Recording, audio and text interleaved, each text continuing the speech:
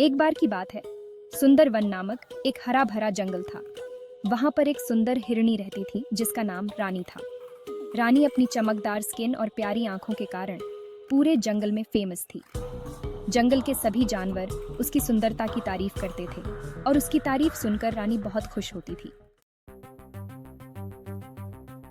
रानी का एक अच्छा फ्रेंड था, बबलू खरगोश। बबलू बहुत होशियार और चतुर था। वह हमेशा रानी को समझाता था कि असली सुंदरता बाहरी नहीं बल्कि इनर ब्यूटी होती है, परंतु रानी को यह बात समझ में नहीं आती थी। एक दिन जंगल में एक अजीब घटना घटी। एक मैजिकल तोता जो दूर देशों से आया था, उसने घोषणा की कि वह किसी एक जानवर को जादू से और भी सुंदर बना देगा। यह सुनकर रानी बहुत एक्साइटेड हो गई और उसने तोते से मिलने का निश्चय किया। रानी ने तुरंत उत्तर दिया, मुझे सबसे सुंदर बनाओ ताकि सभी मेरी तारीफ करें और मुझे सबसे अधिक पसंद करें।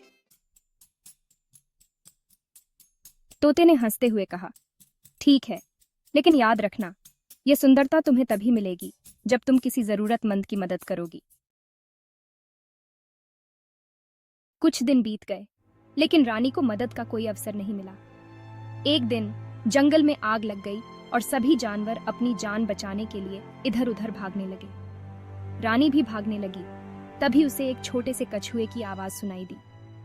कछुआ आग में फंस गया था और बाहर निकलने में असमर्थ था। रानी ने सोचा, अगर मैंने कछुए की मदद की तो मैं भी आग में फंस जाऊंगी। परंतु तुरंत उसे तोते की बात याद आई। उसने साहस जुटाया और कछुए को अपनी पीठ पर बिठाकर सुरक्षित स्थान पर ले आई। आग बुझ गई और सभी जानवर रानी की बहादुरी की तारीफ करने लगे।